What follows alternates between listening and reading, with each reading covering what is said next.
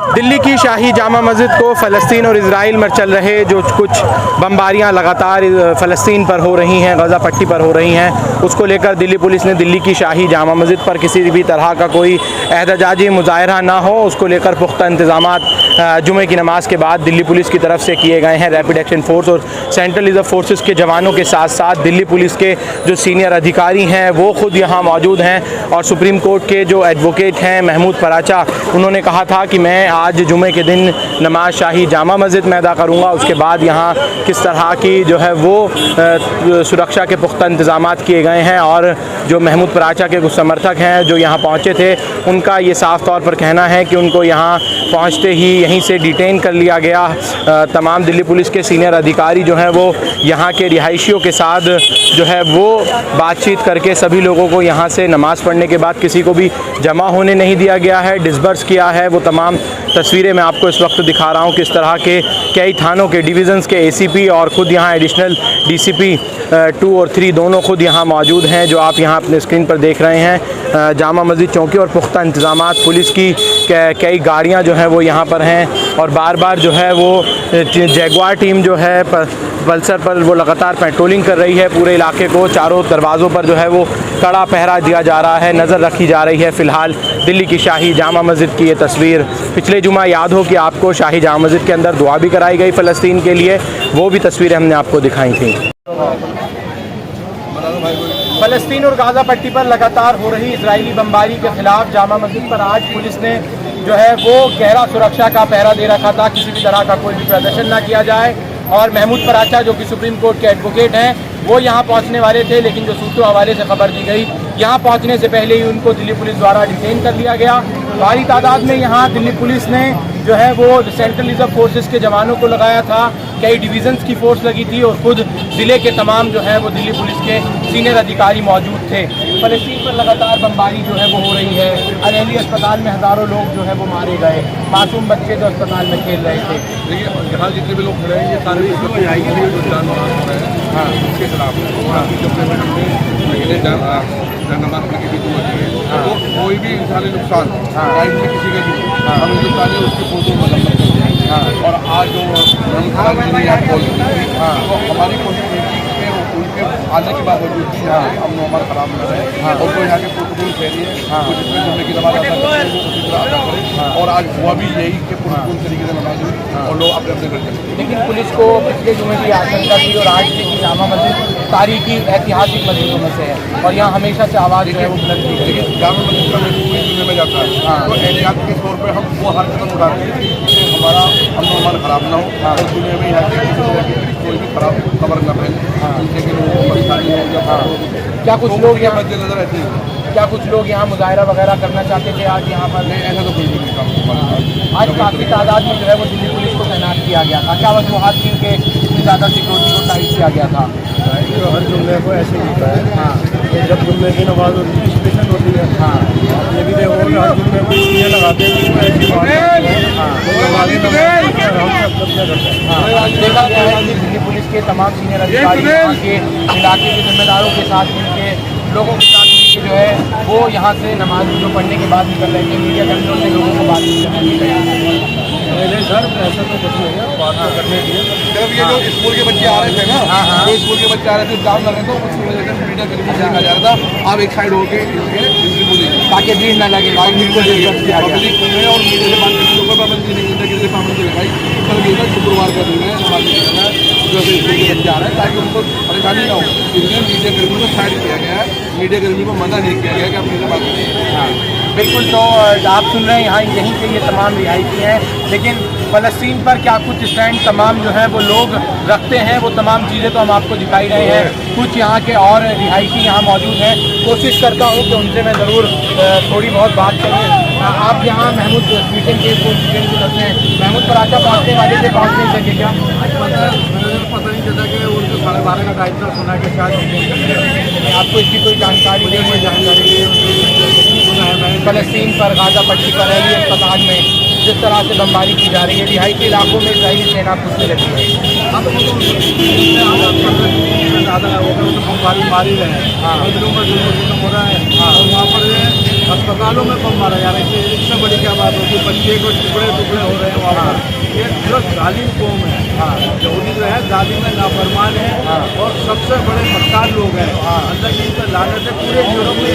लेकिन बड़े देश जो हैं जैसे अमेरिका है और प्रधानमंत्री नरेंद्र मोदी ने कहा कि पहले हमास ने जिस तरह से हमले किए और आतंकवादी हमले बताया गया वो ये हमास को तो दिख रहा है, और ये तो 70 साल से बमबारी मार रहे हैं और उनके घरों को छीन रहे हैं, वो किसी को नहीं दिखा। ये जो यहूदी जो है या ये इजराइल जो है, ये अमेरिका को सारे जानते हैं। इजराइल को पन्ना देने वाला कौन है? अमेरिका ने दिलवाई है, जबरदस्ती उसके घर में घुसवाई, उनके घर में घुसवा दिया और उन्हीं के घरों से निकाल के उनको मारा जा रहा है, पीटा जा रहा है। तो ये कौन करा रहा है? ये अमेरिका तो करा रहा है। पहले AMU में प्रदर्शन हुआ तो मुकदमा दर्ज कर लिया गया और प्रधानमंत्री ने जो है कल महमूद अब्बास जो कि राष्ट्रपति हैं फ़लस्तीन के, उनसे बात की और उनके लोगों के साथ खड़े होने की बात की, उनको मदद पहुँचाने की बात की। अब कर रहे हैं। शुरू में तो इन्होंने इजराइल से उसको हिमायत करी, जिसकी वजह से यहाँ इजराइल की हिम्मत बढ़ी और उनने जो है अस्पताल में बम मार दिया। अब इन्हें जब दिखा लेकिन कह रहे हैं कि वो बम हमास का खुद का अपना बम था। जो झूठे लोग हैं मक्कार लोग हैं ना, सैटेलाइट के फोटो क्यों नहीं दिखाते? हाँ सैटेलाइट के फोटो दिखाए ना। अगर वो कह रहे हैं कि हमने नहीं मारा तो उसके बाद तो वो है अपना सैटेलाइट दिखाएं, वो फोटो क्यों उधर? कई मुल्कों ने साफ तौर पर तस्वीरें जाहिर कर जो है कहा है कि ये तमाम जो बम गिरे हैं वो इजराइल के ही है। कई मुल्कों ने कहा कि बिल्कुल इजराइल के हैं, कोई झूठ थोड़ी बोल रहे हैं लोग, बिल्कुल सच कह रहे हैं कि वो इजराइल के ही हैं। बस हमारा दिल बहुत गमगीन है, हम ज़्यादा कुछ ना कह के बस ये कहेंगे वो जो रसद अब गई है उसको तक पहुंच जाए। जो जेरे इलाज है अस्पतालों में, अब तो कैंपों में इलाज चल रहा है। लेकिन UN ने कहा है 10-20 ट्रकों से कुछ नहीं होगा, 100 ट्रक से ज़्यादा मदद 100 ट्रक रोज चाहिए। तो अब इसके लिए अब देखिए हमारे अक़वाम मुत्तहिदा क्या करती है।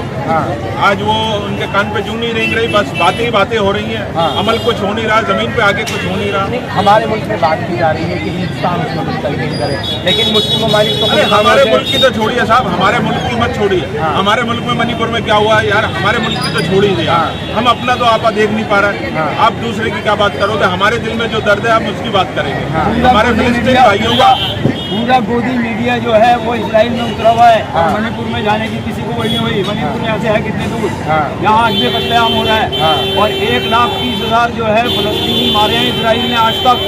1 लाख, जिसमें 33,000 बच्चे हैं। वो दुनिया को नहीं देख रहा, वो दुनिया को नहीं देख रहा। ये 1,30,000 लोगों में 33,000 बच्चे हैं जिन बच्चों को मारा गया, समझे? तो गोदी मीडिया पूरा उतरा हुआ है, मणिपुर किसी को नहीं देखा। हमारे मोदी जी अपने देश की आग नहीं बुझा रहा है, दूसरे मुल्क की आग बुझाने जा रहा है, समझे? बिल्कुल 4,000 किलोमीटर है हिंदुस्तान से। तो ये आदमी को सोचना चाहिए कि मेरे घर में आग लगेगी तो पहले मैं अपने घर की आग बुझाऊंगा, मैं पड़ोस की आग नहीं बुझाऊंगा पहले। आप तो पड़ोस की भी आग क्या, आप तो 4,000 किलोमीटर दूर यहाँ से इजराइल है, समझे? इजराइल यहाँ रखा है और आज तक हिंदुस्तान का कोई भी प्राइम मिनिस्टर आज तक नहीं गया वहाँ। सारे प्राइम मिनिस्टर ने फलस्तीन की हिमायत की है, सिवाय मोदी साहब के।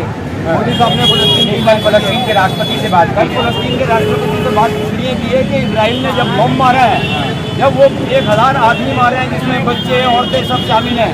जंग का भी कोई उसूल होता है, जंग के उसूल के अंदर औरतों को, बूढ़ों को, बच्चों को जंग भी आदाब से लड़ी जाती है। जंग भी आप देखिए हमारे इस्लाम की जंगों को उठा के देखिए, नबी करीम सल्लल्लाहु अलैहि वसल्लम ने जहाँ बूढ़े होते थे, जहाँ बच्चे होते थे, जहाँ औरतें होती थी, उनमें भी करते थे आप। ये अंदेशा लगाया जा रहा था, पुलिस ने इतने सख्त इंतजाम जामा मस्जिद पे किए थे कि कहीं जामा मस्जिद पर कोई मुजाहिरा प्रदर्शन ना किया जाए। देखिए बात सुनिए, ये मेरा राइट है। मेरा नाम, मैं आपको बता दूं, मेरा नाम मोहम्मद अब्दुल्ला कुरैशी है, BCom honours Aligarh Muslim university and post graduation from the Delhi school of economics university of Delhi. मैं क्वालिफाइड आदमी हूँ, मुझे पता है अच्छी तरह से मेरे राइट क्या है। यहाँ मैं पीसफुली अपना वो कर सकता हूँ एहतजाज, जिसमें मेरे को किसी के तरफ परमिशन लेने की जरूरत नहीं है। अगर मेरे ऊपर मेरे को 4 आदमी मारेंगे आके तो मैं लॉ एंड ऑर्डर नहीं देखूंगा। सुप्रीम कोर्ट मुझे सेव करने का राइट दे सकता है। अगर यहाँ मैं रहता हूँ फ्लैग रोड करोल बाग के अंदर, अगर यहाँ मुझे 4 आदमी मुझे मारने की कोशिश करेंगे तो मुझे राइट है मैं अपनी सेफ्टी करूँ और ये सेफ्टी का मुझे राइट मेरा कानून ने दिया है। मेरा जो कॉन्स्टिट्यूशन ऑफ इंडिया है, जो बाबा भीमराव अम्बेडकर का लिखा है, उसने मेरे को राइट दिया कि मैं अपना सेफ करूँ। और भले ही मेरी सेफ्टी के अंदर अगर किसी को नुकसान हो जाए तो उसका मैं कानूनी तौर पर जिम्मेदार नहीं होऊंगा। मिलाकर यहाँ प्रदर्शन करना चाहते थे। देखिए मेरी बात सुनिए, वो प्रदर्शन तो करना चाहते थे, लेकिन अब उनको सुना है डिटेन कर दिया हमारे महमूद बराचा साहब को।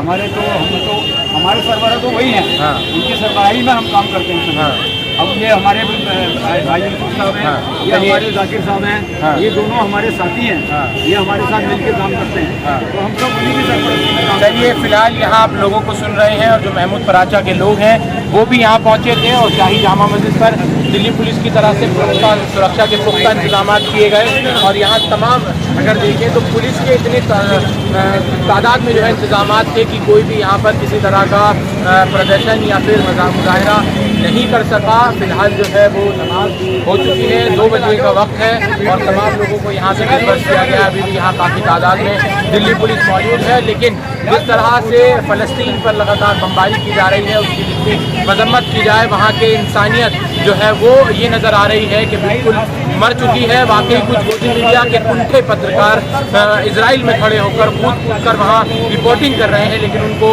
नज़र नहीं आ रहा। तो फ़लस्तीन के उन्नत मासूम जिन्होंने अब तक इस दुनिया को सही से देख भी ना पाया था, न वो देख पाए थे। तो ज़रूर कल प्रधानमंत्री नरेंद्र मोदी ने भी मजम्मत की है अल अहली अस्पताल पर हुए हमले की और वहाँ के लोगों को मदद पहुँचाने की भी बात कही है। फिलहाल मैं जामा मस्जिद से आप तमाम लोगों के साथ अलविदा चाहूँगा। आगे जो कुछ अपडेट फ़लस्तीनी और गाज़ा पट्टी की होगी वो ज़रूर मैं आपको दूँगा। शुक्रिया, देखते रहिए द वेयर पॉइंट न्यूज़।